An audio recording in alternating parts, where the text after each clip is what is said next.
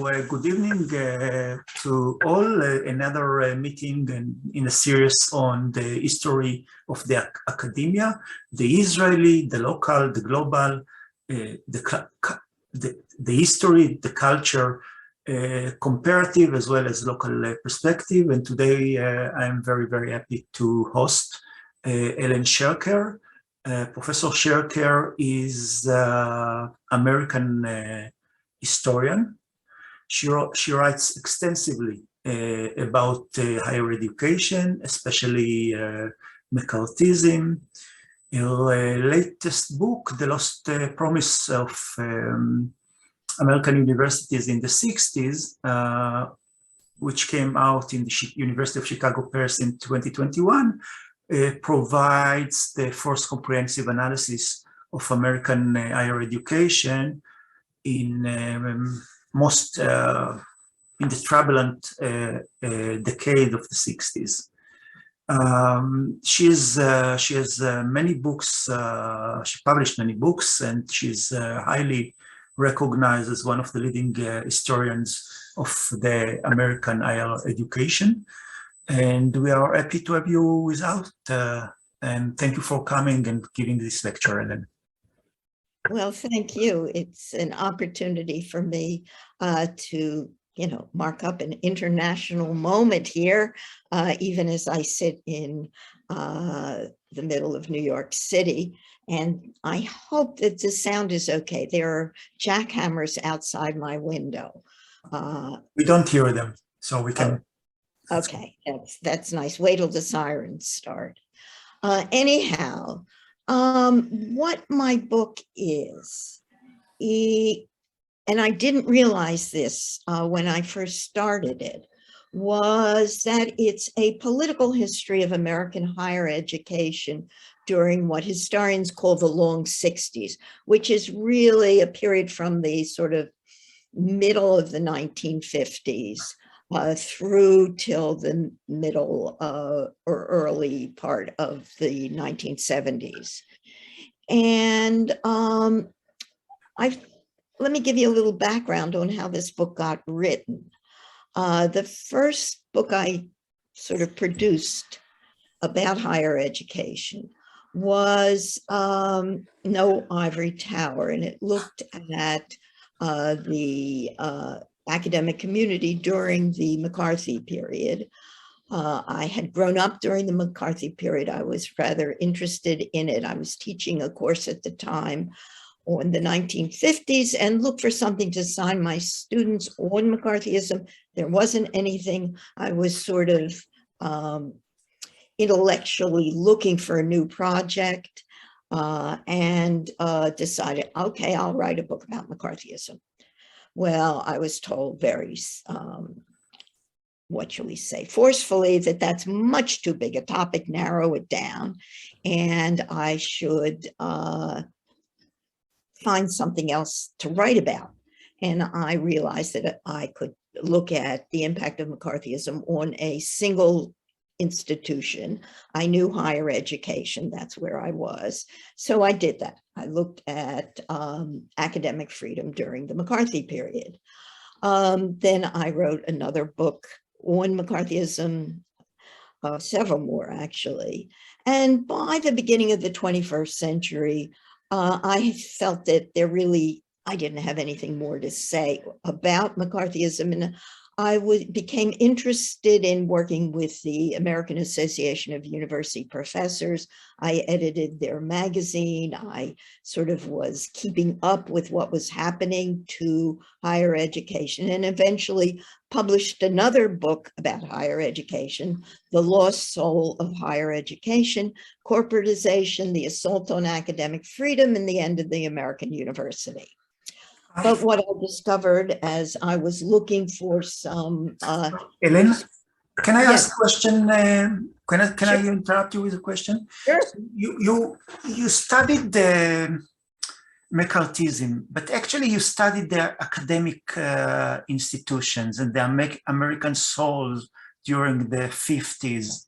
And the way the institutions are connected to the American political system and the liberal ideas of the time. Can you tell us something about academic freedom at the time? Because we know who is McCarthy, even if we are in Israel and we are young, we still remember him. So, but what did you learn about the academia from this period? Did I learn? Well, I learned that despite all the rhetoric about, being a bastion of liberalism and academic freedom, in fact, the academic community in the United States behaved very badly during the McCarthy period. It collaborated with the Inquisition the same way that the movie studios did, which is much more well known. When an academic was called before a congressional or state committee or was fingered by the FBI secretly, that person's college or university almost invariably fired them. There were about, that I know of, 100 cases. And of those cases, I would say maybe, I don't know how many, maybe 5 didn't result in somebody losing their job. And there was a blacklist, a very, very powerful blacklist. So without an opposition from within the academia, the American academia, or insignificant opposition. Where did the opposition? There was no opposition. No opposition. Everybody was terrified. That's one thing that we have to take into account, that, this was the age of McCarthyism. People were, put it this way, within American society in the 1950s, economic sanctions functioned brilliantly to quash dissent on the left. That's what McCarthyism did. I could give you another 3 hours of lecture on that. No, please go on. But Continue. The fact is that American universities collaborated with the longest lasting and most widespread episode of political repression in American history, period. Not a happy story. The 1960s story is rather mixed. And anyhow, I got into it when I was working on my book about contemporary higher education in the early part of this century. And being a historian, I needed to get some historical background and discovered there was nothing about the 60s. I knew the 50s certainly, but nothing about the 60s. I couldn't believe it. And I kept asking around to sort of all the people who I knew everything there was to know about the history of higher education. They said, yep, there were books about individual universities, lots about Berkeley, lots about Columbia. There were books about individual disciplines. There were biographies, people began to write memoirs, but no book that looked at what was going on in the 60s was affecting higher education. So I decided to look at it. And at the time I began to look at the 1960s, my contemporaries were beginning to write their memoirs. And I realized that I had certainly lived through the 60s and had been not involved myself, but had hung out with a fascinating cohort of academics of a certain age, people formed by the 1950s, by that so-called silent generation. And I wanted to see how they had been become academics and how they then had become political activists. I was interested in a sort of writing, it's called a prosopography, a kind of general group biography of a contemporary cohort of mainly left wing and left liberal academics. And as I began to do interviews and read archives and looked at these people's experience, I realized that I simply couldn't understand their lives and what they happened to them without looking at that broader world of the academy. So I shifted my focus away from my own political and intellectual cohort and began looking at faculty members in general. And then I realized, oh, I can't understand that without expanding my inquiry to the entire academic community.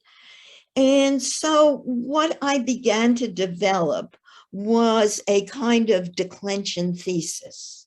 I wanted to find out at this point what it was about the 60s that led a whole branch, a whole sector of American society, the academic community, to lose its special aura, its popularity, it's the respect that it had been granted by the American public. And how did it end up where it is now, starved for money, with 75% of its instruction being done by very insecure part-time and temporary teachers who have no academic freedom whatsoever. And I just wanted to find out, how had the 60s contributed to that, the current situation in which higher education finds itself.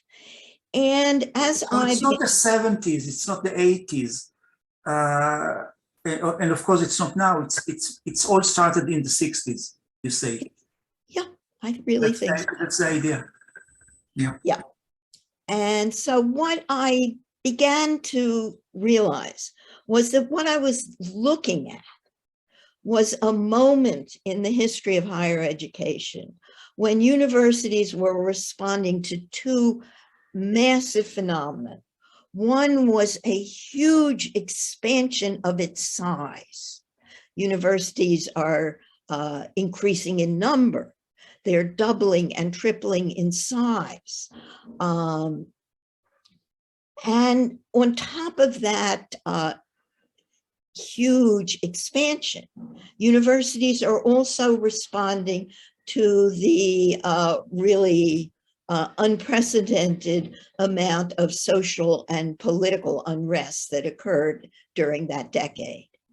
So we have to look at it. We have to look at how those social and political movements kind of collided with this huge expansion of American higher education. And we have to realize that in the period of that we're looking at after World War II, universities' mission was changing. They were being transformed from an elite set of institutions into popular ones. They become, in a sense, the quintessential institution of Cold War liberalism, one that supposedly could solve America's political and social problems by serving the same role as the frontier had supposedly served in the 19th century, as a kind of engine of social mobility. That, of course, was not the case, but anyhow, that was the myth. We're talking as well about a moment that was considered the golden age of higher education. That expansion was just enormous. And it brought in a new set of missions. As sort of small teachers' colleges began to grow, they decided they were going to offer liberal arts degrees. Then they wanted to give master's degrees and doctorates. So you're having a whole bunch of schools being, quote unquote, upgraded as well as enlarged. And this they're also bringing in new types of students from different ethnic groups with new values and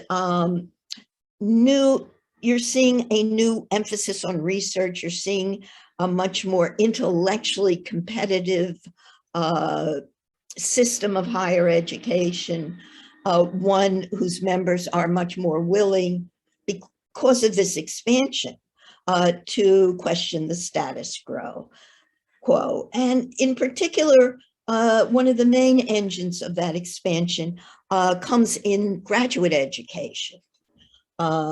There was a fear that the baby boomers were about to descend on the universities and they weren't going to have enough teachers to accommodate them. So my generation of graduate students and junior faculty members were in the enormous beneficiaries of that kind of expansion. They were literally throwing money at us. And there was prestige, there was intellectual excitement, and it was all affordable. And there were plenty of jobs. So even without the student movement and the political conflicts that there would have, and the Vietnam War, there would have been political conflicts on the nation's campuses anyhow, with this kind of generational clash of values. And as the social movements of the 1960s got underway, especially the civil rights movement, the anti-war movement, but also sort of the cultural expansion, the cultural change in sort of less of a deference to authority and a greater demand for a more democratic university and a more democratic society.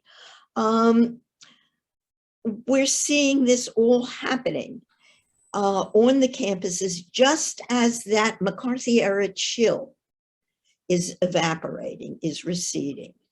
And academics are becoming much more involved in politics than they had back in the 50s. They're becoming involved with movements against nuclear weapons. They're becoming interested in the Cuban Revolution.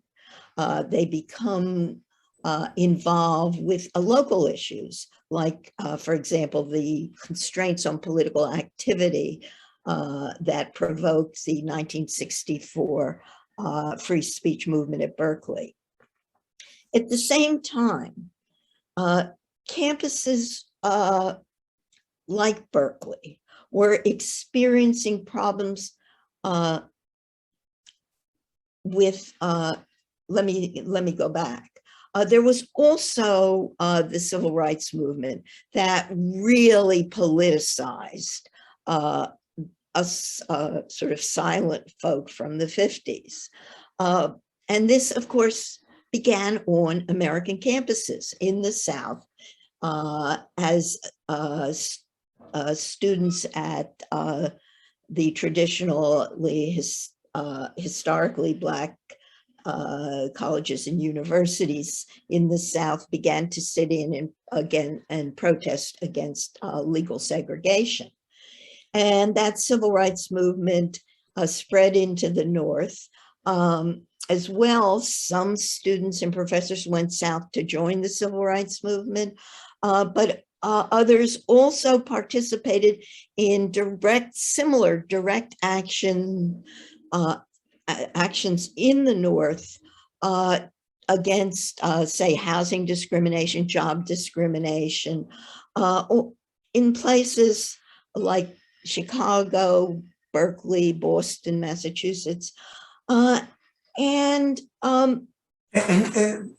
may I ask, and it's all bottom up. It's not coordinated. It's not organized from above. It's a cultural change within academia and maybe other parts of society. Yeah. Very much so, and it's it can't be ignored, certainly not within the universities, as we'll see. At the same, as the civil rights movement begins to take off and really begins to deeply affect American society, it's important to realize that until really after the mid-60s, American institutions of higher education were completely segregated.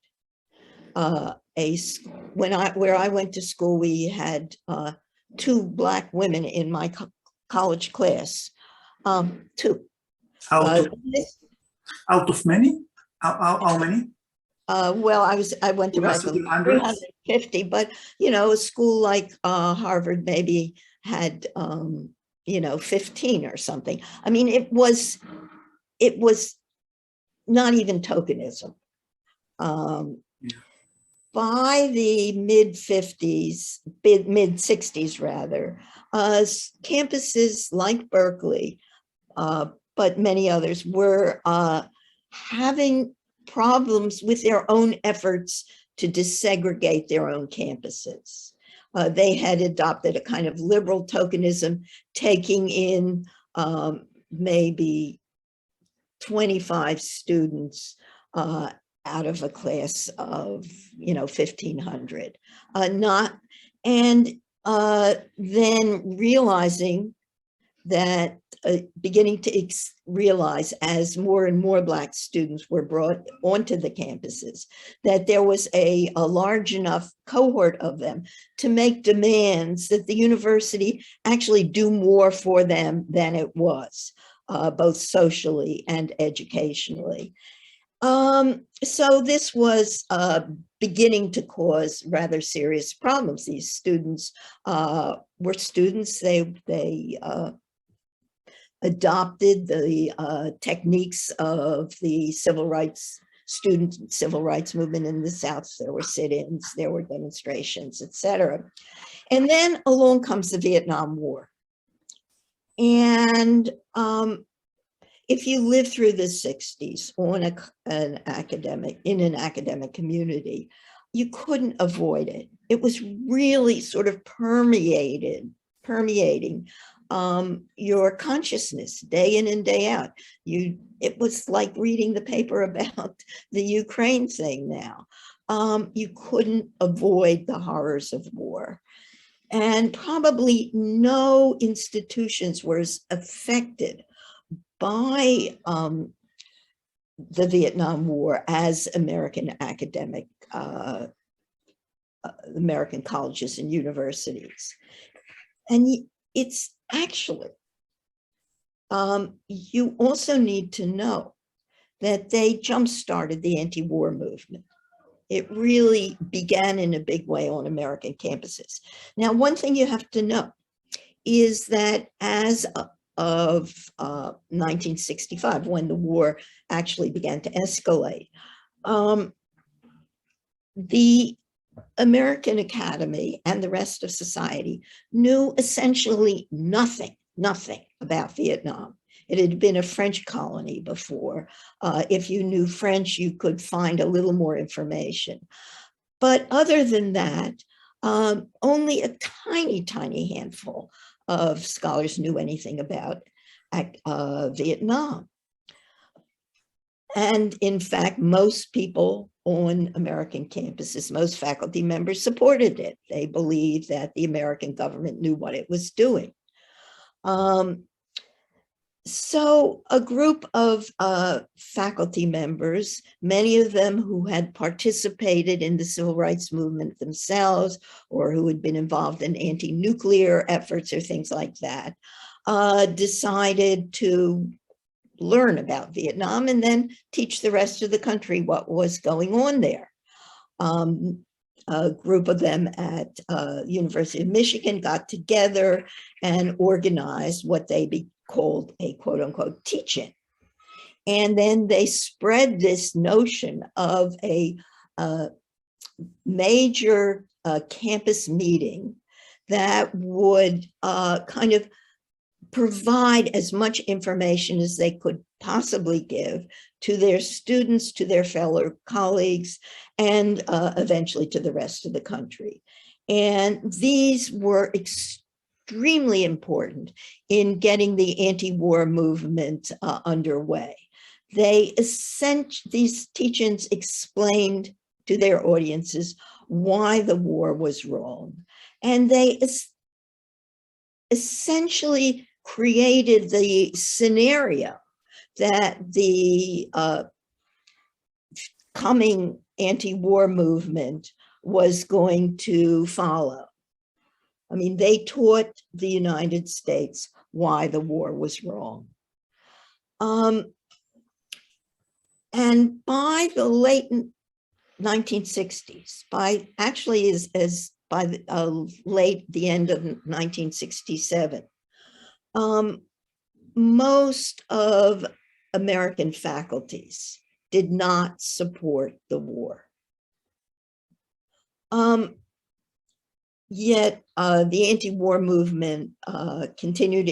It changed. It didn't leave the campus, but it began to, students became much more active in it. And they came to realize that their own schools had been complicit with the war in a number of ways. There was the draft, which colleges and universities assisted in a sense by offering student deferments to young men that then could remain on campus, but knew that the draft might get them after graduation or if they flunked out. The students turned against some of the military research that was going on many campuses, and against the what was called the Reserve Officer Training Program, which actually trained future military officers on the nation's campuses. At the same time, we're seeing the academic culture changing as well, with a demand for much more democratization on many levels. For example, here is the sort of prototype for student unrest occurring at the University of Berkeley in 1964. And this movement, which was against political constraints on students' activities, broke out before the protests against the war and racial inequality had spread throughout the academic community. All of the elements of that unrest and the response to that unrest were present in that free speech moment.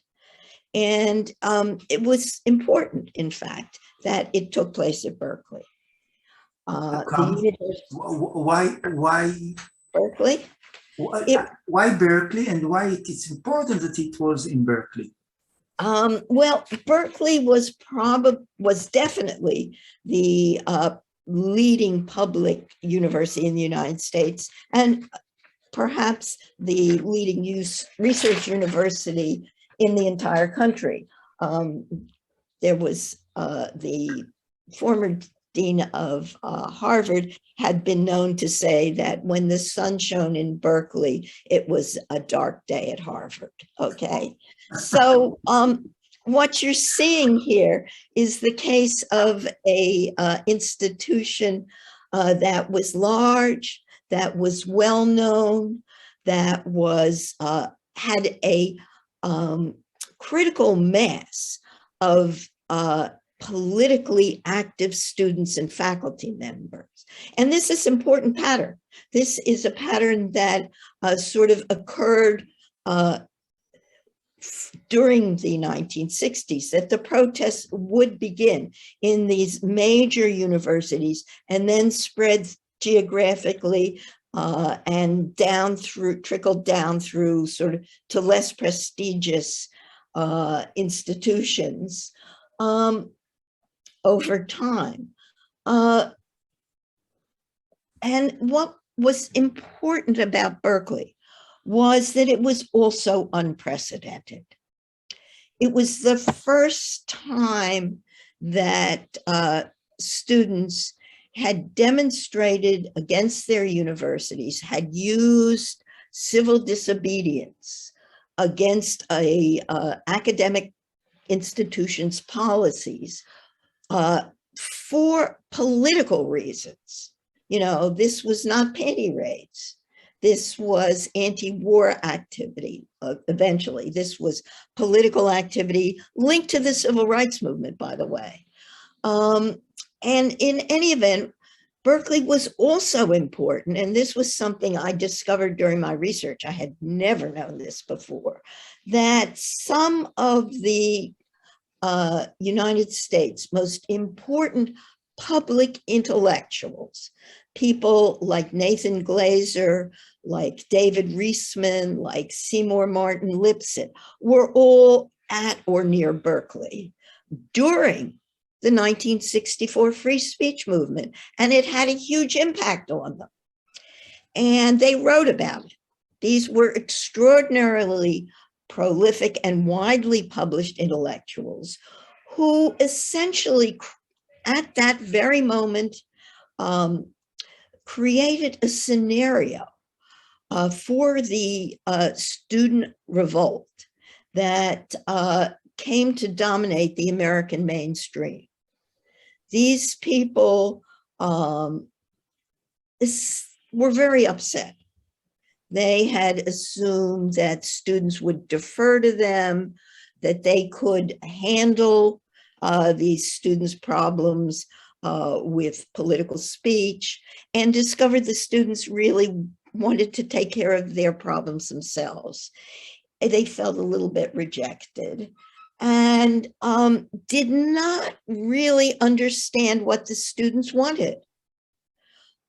Instead, they focused on their disruptive activities and insisted that these students were really trying to destroy the university, that they had no respect for rationality, that they were out of control.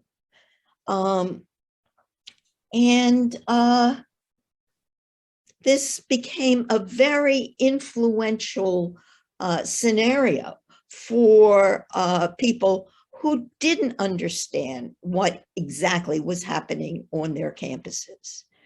And there's a simple reason for that. It had never happened before. I mean, throughout the book, I think probably one of the most used words I rely on is unprecedented. It just had never happened before. Now, most faculty. The conflict between the students and the administration and the professor on political issues never happened before. Yes. Right? So, because there were conflicts probably in Europe, especially during the Middle Ages and so on, but on less political issues. In the United States, you know, the main problems were students having panty raids, stealing women's lingerie from their dorms. I mean, that really well, the issues. You know, the main problems that American academic administrators faced with regard to student activism, quote unquote. Now, most faculty members really tried to stay uninvolved. They really, their main, as student troubles demonstrations, and they weren't all violent. Many of them were just, you know, sort of demonstrations, holding up a picket sign saying, "Out of Vietnam now."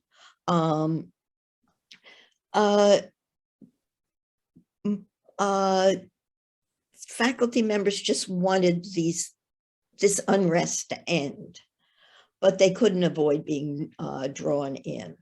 I mean, and they were confused. both faculties and administrations and students simply didn't know what to do. Most faculties and administrators did not approve of the civil disobedience that some of the more radical students were engaged in. That was, they just felt it was, some of them hated it, period. Those who were sympathetic to an anti-war movements, to what the Black students wanted in terms of Black studies, say, nonetheless, seriously considered what the students were doing counterproductive, and it was. Now, when administrators, under a lot of external pressure from politicians, from the media, from the public, under pressure to crack down and do things that faculty members opposed, the faculty was also upset with the administration. You know, so it's quite confusing and everybody's against everybody else. Faculties at schools where there were sort of major outbreaks wanted to, they felt themselves in the middle, and they felt they could mediate a solution. Now, what they discovered was that the students didn't particularly want that, nor did the administration. You know, most administrations under a lot of pressure often called in the police to clear out the campus, which only made the situation worse. And what happened as the faculty, who, among other things, did have most of them a consensus that they didn't want police on campus, those faculty members began to realize that they did not have the power they thought they had. They began to organize a little bit, but can I ask, to what extent these kind of conflicts were widespread? Because we are speaking about hundreds of campuses all over the United States, and the fact that it happened in a few visible places like Berkeley, maybe Harvard, MIT, Michigan, was it actually all over? How widespread was the experience? It was by the time of that the Nixon administration invaded Cambodia, which is really the sort of high point of the student movement. I think it was something like 2/3 of American campuses, but all the big schools were involved. You know, that's the thing. There was a critical mass. Urban schools in particular, you know, big, really probably the messiest set of problems were at San Francisco State University. So it was very widespread. And, you know, it's mostly students. Students and a few radicalized faculty members. From the humanities usually? Or from the humanities, social sciences, lots of sociologists. There were scientists as well, and they formed their own organizations. I have a whole, actually 2 chapters on what the radical faculty members were doing. I found it absolutely fascinating. You know, they all organized themselves, tried to influence their own disciplines too. They were both intellectually and politically concerned with changing their universities in a more democratic way. I mean, there should have been more books. One of the problems that I discovered was I was studying institutions that nobody had ever looked at before. You know, there were something like 20 radical caucus in the Modern Language Association. There was radical caucuses among the sociologists. They called themselves the insurgent sociologists. There were radical caucuses among scientists. They called themselves science. But not in political science. I'm political scientist, so political science were more conservatives. They were a little bit more conservative, but not that much more. It was called the Caucus for a New Political Science, and it didn't publish a magazine. The ones that there are a few that are still around because they had sort of merged into the magazines and newsletters they had published. But no, political science was not one of the most radical, but there were plenty of radicals at that time. Yeah. Anyhow, what happened here was that we can really trace the decline in support for American universities from the widespread opposition to campus unrest within the broader society. I mean, that's what they were seeing on their TVs. They were seeing ROTC buildings being torched by students. They're seeing police, smacking kids down. So that what happens is that politicians begin to realize that this is a useful way to get attention. And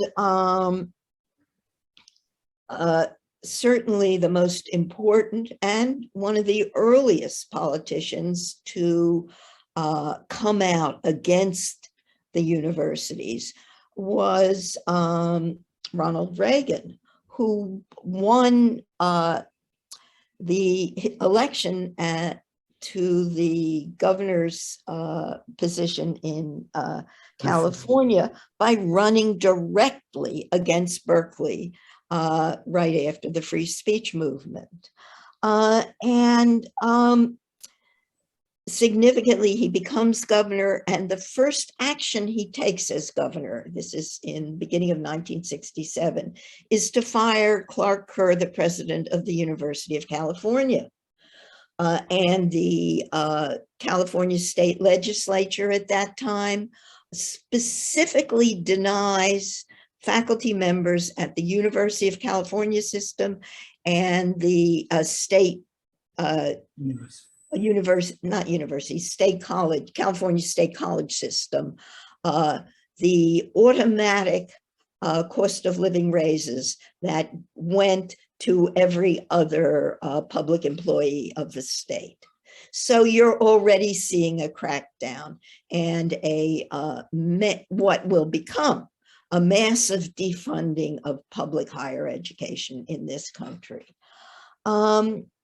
And all of this is happening at a moment when there's a economic crisis within the United States. By the early 70s, the United States is experiencing not just a massive inflation, but also the kind of end of a sense of unlimited economic possibility. There's a sort of turn toward neoliberalism that occurs at this time that ushers in an age of austerity that forces colleges and universities to look for other sources of income. And we're beginning to see dependence on tuition, on student loans, all the problems that are besetting American higher education at this moment are coming together. In 68, in 68, 69? Yes. Yeah. Yes. The economic problems and the inflation are in part a result of Lyndon Johnson's refusal to raise taxes to pay for the Civil War. I mean, not Civil War, excuse me. you see all of these forces coming together by the late 60s. And one of the problems was that, I think, was that the academic community was so demoralized by what had happened, by the unrest on the campuses in the 1960s, that they didn't fight back. There was no solidarity against this sort of campaign against American higher education that began to develop in the 1970s and is with us to this day. There was no solidarity. There was no recognition of what could happen to higher education. But what about internal struggles within academia? Because not all academia was liberal, not to say radical. The fight were not from within, foremost. No, I don't mean between administration and the faculty, but within the faculty. Can you identify conservative, right-wing movement in response within academia at the time? Yes, there was one. It wasn't very powerful. One of the things that was true at the time and is true today as well is that the academic community is much more liberal than the rest of the country. And the dominant culture of American academia then and now was that of sort of liberalism. And so there were conservatives. There was a group called, let's see, University Centers for a Rational Alternative. A rational alternative. A rational alternative. And it was led mainly by these conservative public intellectuals. It was the brainchild of the political philosopher Sidney Hook. And they were overtly hostile to the student movement and hostile as well to the academic administrators who they felt had been too soft on students, who they felt should have been tougher, should have kicked them all out. That didn't happen very much. Did they have a power center in one of the university or some university, maybe private university, new universities, like maybe Chicago? Or this is a different story? Yeah, there were campuses that were somewhat more, where the faculty was more conservative. Certainly Chicago was. It created a Chicago School of Conservative Economists who were very influential. But I would say that there weren't these kind of great internal struggles within faculty members. I mean, there were caucuses. There would be a liberal caucus at University of Wisconsin. There would be Harvard faculty was split. But they then experienced at many schools this loss of funding. They began to feel more threatened themselves. You know, one of the things, and we haven't even talked about kind of academic freedom, which was a very interesting issue during this period, because unlike in the 1950s, most of the people who lost their jobs and were fired because of their political activities were not blacklisted.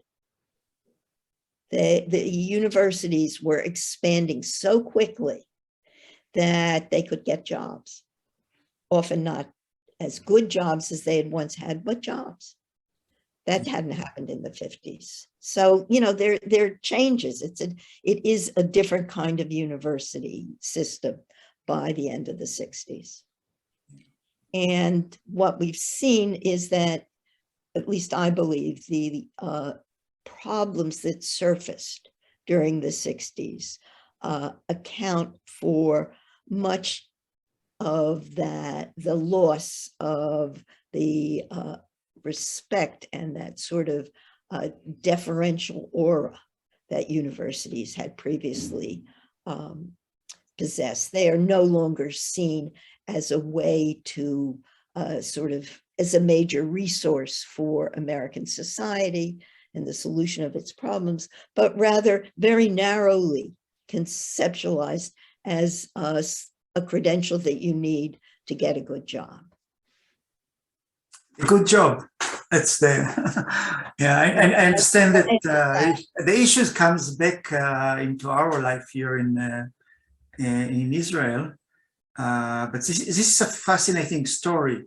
Thinking about taking this kind of story forward, few decades forward, then there is come Nicaragua and the war in Iraq, and then the war in Afghanistan. We don't see the same student protest, and neither the faculty protesting to such an extent. Can you explain why, or can you refer to that issue? Yeah, I think a lot of it has to do with, dare I say it, economics. People are much more economically insecure at every level. And what you see are people, what we had in the 1960s was just amazing economic security. And I think that underlay a lot of what happened in the 60s. I used to tell my students that about the apartment I lived in when I was a graduate student. I was at Harvard. My apartment was, 5 blocks away from the middle of Harvard Square, very well located in a safe neighborhood. Admittedly, my apartment didn't have central heating, and we didn't have a sink in the bathroom. I had to brush my teeth at the kitchen sink and heat the house with kerosene heater. But when my landlord saw me, he realized that I was sort of small and little, and that maybe he should get a better appliance, because otherwise I'd burn the house down. It cost me $60 a month, and I had a roommate. And that was how students lived.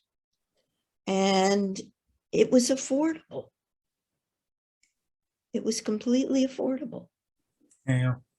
I wonder to what extent this kind of economic insecurity that we all probably, or many of us feel today, is psychological or real. But I think I understand your argument about the protest and change and the ability to think differently is nurtured by good economic conditions. But aren't we rich enough now or secure enough? Why are we so insecure and thinking about long-term investing in the future, maybe far future, not looking about the quality of life now? Just a thought. Well, I would say, we're living in a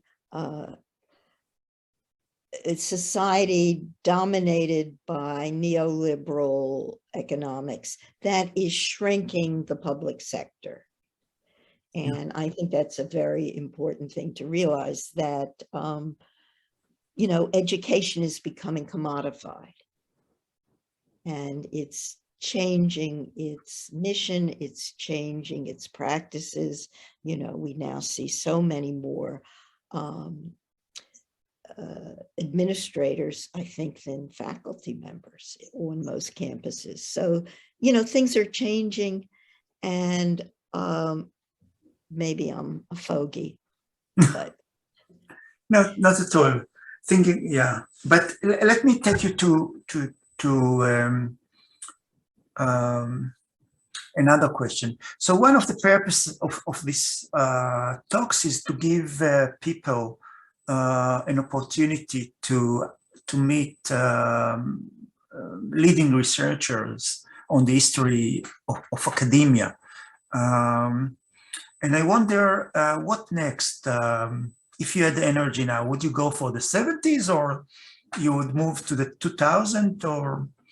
I mean, I was going to write another book on. Well, you did the 50s, now you do the 60s. No, you finished the 60s. What next?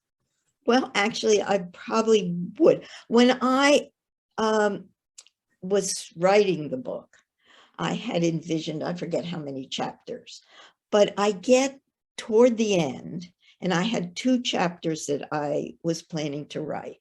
One was on the backlash against the 60s, and the other was on the changes in academic practice that the 60s brought.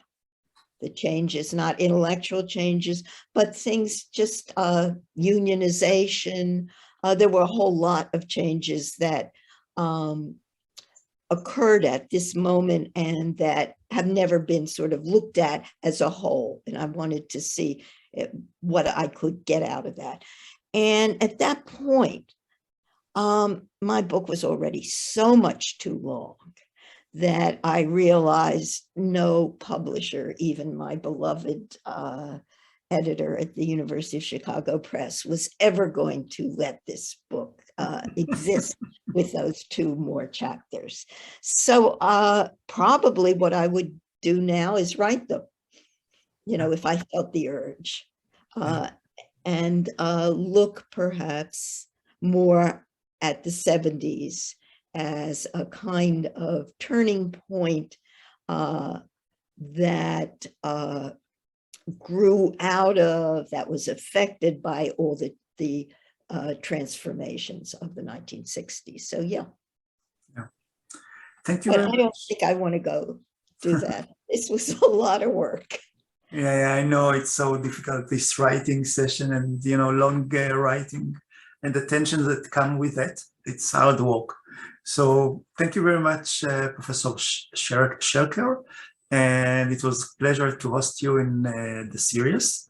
And I wish you many books to come, and a lot of joy in the writing, as much as you can.